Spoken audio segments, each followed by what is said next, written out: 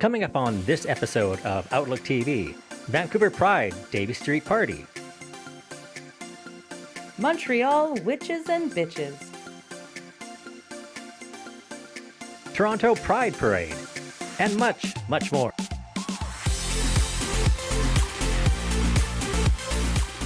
Hello, hello, hello. Happy New Year and welcome to Outlook TV Encore. I'm Emily Ann Fraser. And I'm Darren Manette. We'd like to thank the Musqueam, Squamish, and Tsleil-Waututh Nations for the honor and privilege of filming on their traditional unceded lands.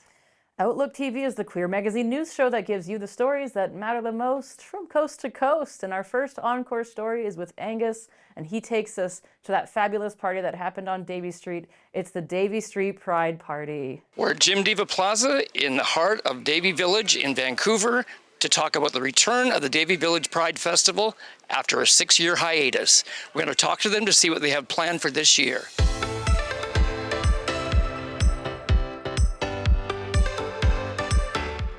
Of course, we've been longtime supporters of Vancouver Pride Society and Pride. And I think we all remember a couple years back when the Pride Parade and the festival location changed and moved out of the West End. We heard very loud and clear from our community, both businesses and residents, that there was a huge loss to the community during Pride and that they wanted to see celebrations come back to the West End. So we've been working for the past 2 years on trying to make that happen, and it would not have happened if it wasn't for the strong partnership between the West End BIA, Vancouver Pride Society, and community, and of course all of the generous sponsors that are making this happen as well. We have 4 stages, so you're hearing it first. We've promoted that there will be 3, but there's actually going to be 4. So we have the celebrity stage, which is near Davie and Burrard, and that's going to be high energy DJ sets, and it's been curated by celebrities themselves. So expect DJs like Binky, Sam Steele, and Diego Valente. Moving along to the TD main stage, which is in the heart of Davie Village on the 1100 block. That is going to be hosted by one of my faves, Kendall Gender and Genesis, and it's going to be a huge lineup of some pretty amazing drag performers. Some big names like Brooklyn Heights, Venus, Jaylene Time.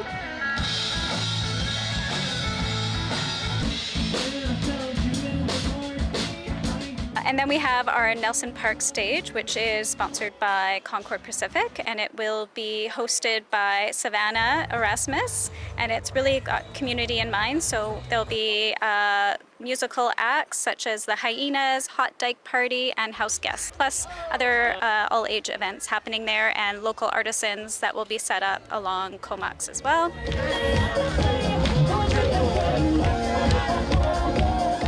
And we have our surprise 4th stage, which is going to be located at Davie and Butte. It is called our Concord Pacific Celebration Zone, and we've got a great lineup there. We've got breakdancing, we have drag story time with Alter, we have Thumka Bollywood drag, and we also have Van Vogue Jam. So we're really excited.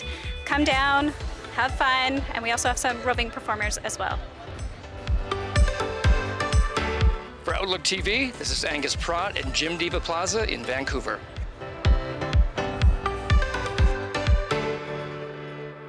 Next up, and because it's so much fun, we're going to Toronto for their Pride Parade.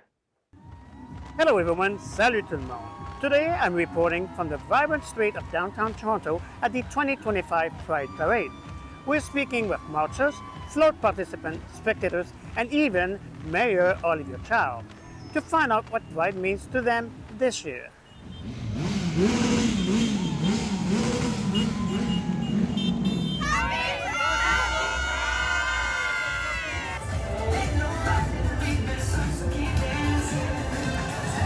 Through our flag spinning routines, we engage with our communities, participate in pride parades and events, and foster a welcoming environment where all individuals, regardless of gender identity, sexual orientation, race, or background, can find a sense of belonging.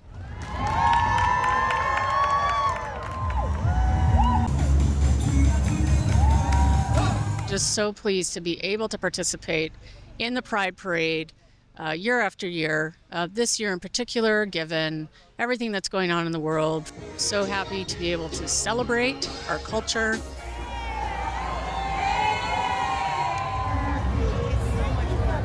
Today we're showcasing and honoring some of the traditional dancers. So what you'll see behind me is our jingle dress dancers. So they're putting on their traditional regalia, they'll be drumming and singing.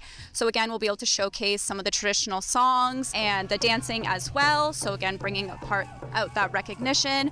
Our entire purpose is to make sure queer and trans youth, 2S LGBTQIA youth, understand that we are here for them and we want to make sure that they are cared for and loved. And this is one of the best ways we can show that. Show them that we exist, we're here for them, and we got them. Happy Pride! Coming to the parade, I know I've kind of missed on a few years, but like being back at it, it's certainly just acceptance, knowing that I belong.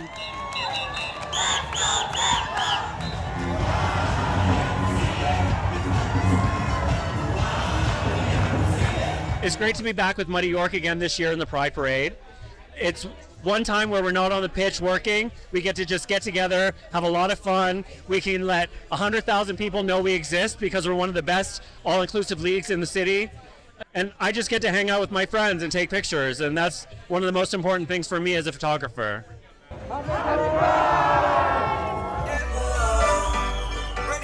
Being part of Pride has shaped our group's connection to the broader community by simply spreading music and joy to everyone and general authenticity. It's actually my first ever Pride, so getting to be here is beyond a wonderful dream. And I actually don't get to share it with myself. I actually brought my mom down here as well. She's always my #1 ally and everything, so to share this experience with her is like beyond a fever dream.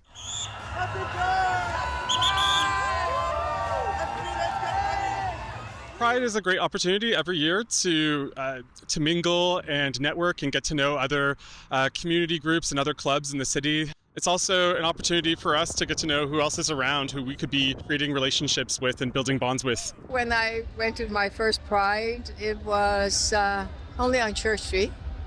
This have now grown in size. It's young and it goes all the way to City Hall. It's about all in for love and justice, and it's a freedom to love who you want and freedom to be who you are. Thank you for being with us. This is Andre Tardif in Toronto for Outlook TV. Next up, a short break. Come on back. How's that ski season? It's here. It's finally come. Oh, it's all in the knees. Oh, you would know. You would know.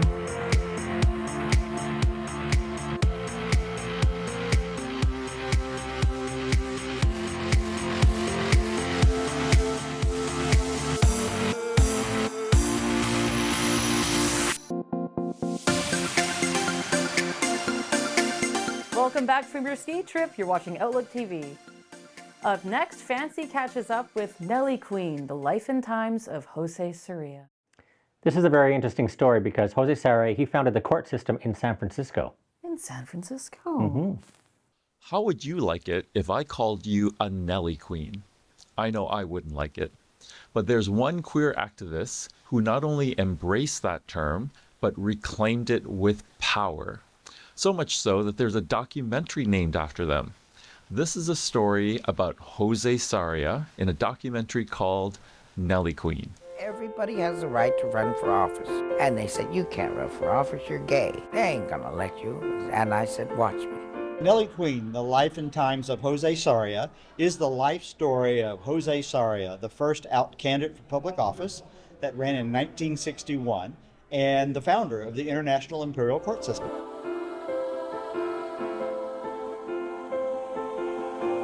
Well, Jose was groundbreaking, and many have referred to him as the mother of the LGBTQ plus community, because he was the first person who encouraged LGBT citizens to stand together, united, to confront the prejudices of the day and police entrapment. And this all began in the late 1940s and in the 1950s in what was once a pretty conservative San Francisco. Every Sunday I would get up and I would talk and I would preach and I would say, Mary, united we stand, or divided they'll catch us one by one. Before Jose passed in 2013, he was very concerned that people wouldn't remember all that he had done and all we had done together as a community. And so many of us assured him that was not going to be the case. We were going to make certain he was remembered. And thus we started the Jose Sarria Foundation, focused exclusively on that, promoting his memory. And the first thing we undertook was fundraising to make the film Nelly Queen come about. We were going to be strong, virile, healthy men who were capable of resisting the Soviet advance. I take the film to universities and share Jose's inspiring story about him standing up and fighting in the 40s and 50s. I took it to Simon Fraser University, have taken it through Gonzaga University in Spokane, and have talked to educators in British Columbia about potentially bringing his life story into their curriculum for LGBT students. Everybody has the right to run for office. I shall declare a new kingdom. I'll make myself an empress. Go to our website, josesarria.org, and the film is not available streaming or whatever, but we are making it issues of it available for a donation to the foundation to help continue the life's work of promoting Jose's legacy. Okay. We enjoyed much freedom here. I believed in myself. I had no problems believing in myself. Thank you so much, Jose Sarria Foundation, for this amazing film. My name is T for Outlook TV. Our next story was a big deal. It was Canada's first transgendered sitcom. It's The Switch, relaunched for free online. Free. I love free. Free is good. You're good at free. Hello, viewers. Well, in case you missed it the first time, we are relaunching The Switch again, and we were so lucky to sit down with two of its filmmakers who are behind the brains and the logistics of the operation. So sit down, grab some popcorn, and listen. What are you doing? The stuff yours? Yeah. Good. Here. We're demolishing the building. What? Why? The Switch is a TV sitcom that originally aired in 2016 in Canada on Out Television. It is unusual in that it is a sitcom created by and starring trans people. And it is about Sue, a programmer who flees Trump's America to come to Canada, have a new job, come out as trans, and restart her life. And she succeeds in some of those because she comes out, winds up very quickly unemployed, and crashing on the couch of her Chris ex, played by me, who is up to something dangerously illegal. It's my first night out as trans. I really don't want it to be my last. There are many political undertones. I think what the show is really about is queer people facing the many different kinds of violence that exist in real life today, both direct and indirect, but choosing joy and choosing community anyways. Queer people cannot survive without each other. People can't survive without each other. So that is what our show is really about, and we do not shy away from the realities of life in real life. This time around, we're hoping to reach audiences of people that maybe didn't see the show the first time around, and people that are struggling with their new queer identities. I think that's what The Switch does really well, is it showcases queerness in different ways, but also at different ages as well. So to show that there is a life out there for you after high school and within your early 20s. Are you going to get rid of Sue? Or am I? And what we need to do is find new ways of making art, putting it in front of people, and making our lives sustainable while we are doing that. There are new technological ways of doing it, including ways of miniaturizing virtual production.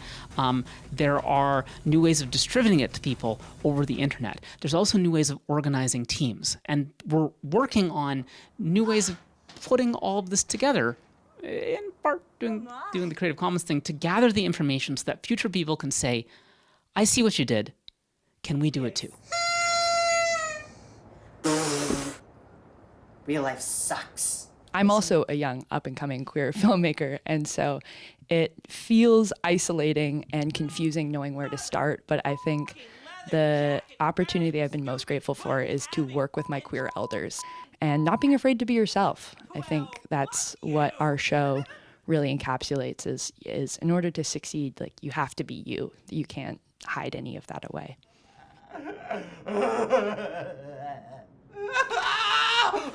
We're trying to find a way of getting TV shows directly to people. We're putting it into the Creative Commons. The Creative Commons is the same licensing system that Wikipedia uses. You can go to www.welovetheswitch.com to download it, stream it, or with our permission, pirate it. We're the first TV show in the Creative Commons.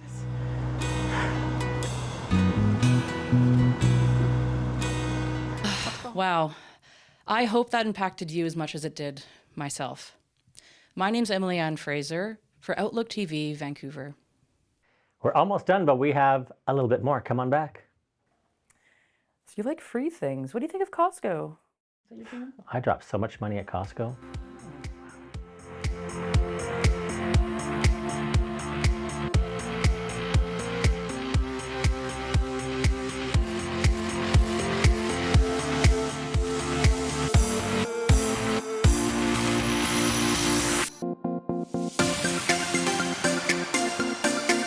Welcome back. You're watching Outlook TV. So next up, we're with Mario in Montreal for Witches and Bitches. Yes, it's a queer bilingual magic show celebrating women and queer stories. Queer Magic is presenting its fourth production at Cabaret Cleopatra in Montreal. Witches and Bitches is a musical review honoring powerful women that are role models to a lot of people of all genders. Let's meet the artist. We are doing a show today called Witches and Bitches that I created months ago with a cast of 15 people and 2 fabulous drag queens. And we're here celebrating the Anglo and Franco community coming together in bilingual theater with celebrating witchcraft and camp.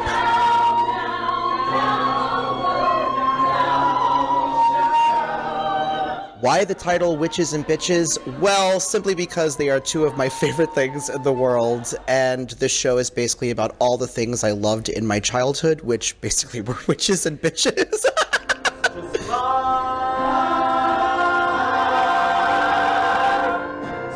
I'm a musical theater person, so it highlights the witches of Broadway, their songs, those characters, and also from Disney.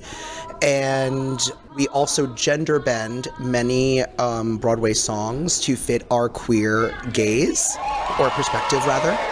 And throughout the show, our drag queen and myself have little speeches and little vignettes to keep the through line together, celebrating powerful women and showing witchcraft in a positive light.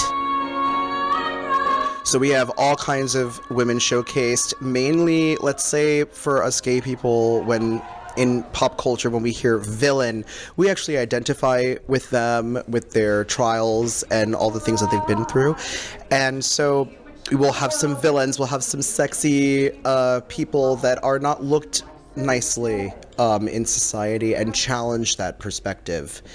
And with the gender bending thing, like for example, we have a song from Heathers, which is dominantly about 3 very powerful females, and here we make it with 3 gay men, just to honor that gay men typically love fabulous and strong women, and I wanted to highlight that. For me, this is a celebration of all the characters that might be stigmatized on Broadway, all the women in roles that are so powerful they're scary.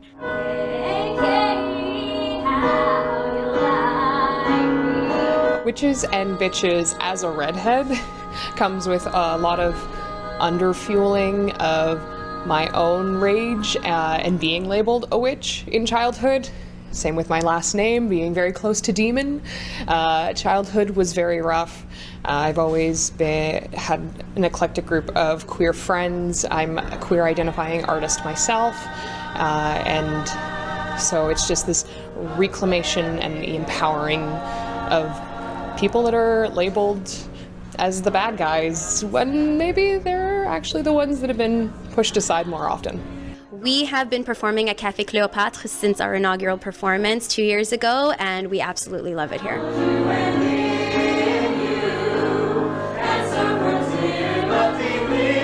This was Mario Langlois in Montreal for Outlook TV. So next up, we talked to some of the people with PFLAG. I was really happy to do this story because I think it's really important. Take a watch. Hi everybody, it's Darren here with Outlook TV. I am downtown Vancouver, a beautiful day. Couldn't get any nicer than that. We're going to be talking with the people from PFLAG, specifically Colin McKenna. He's one of the people that help everybody out here in Vancouver.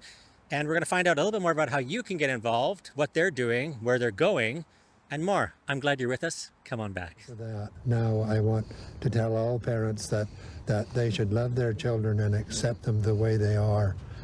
That children should be able to count on their parents and not have to worry about whether they accept them or not. Vancouver is one of the oldest chapters, and back then PFLAG was actually an acronym that stood for Parents, Families, and Friends of Lesbians and Gays.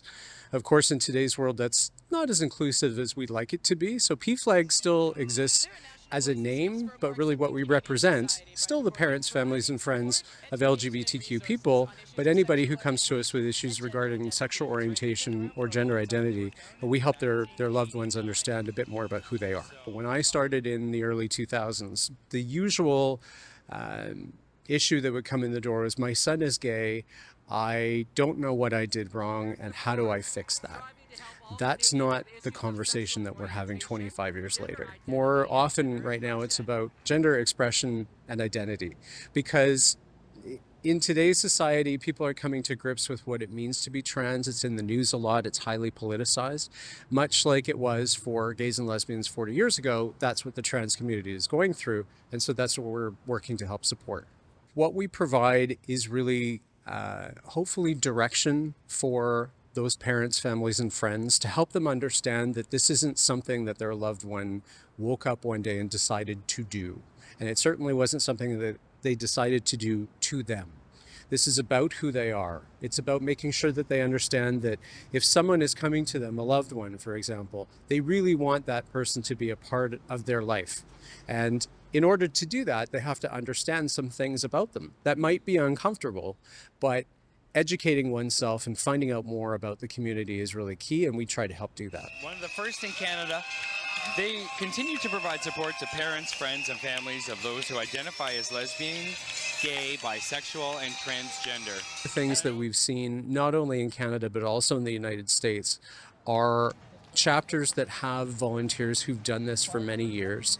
It's time to retire. How do you hand that off to someone else? It's one of the most difficult things to do, to keep that chapter active. And I think that's true for a lot of volunteer organizations. So we in Vancouver right now in the PFLAG chapter, we're going through that.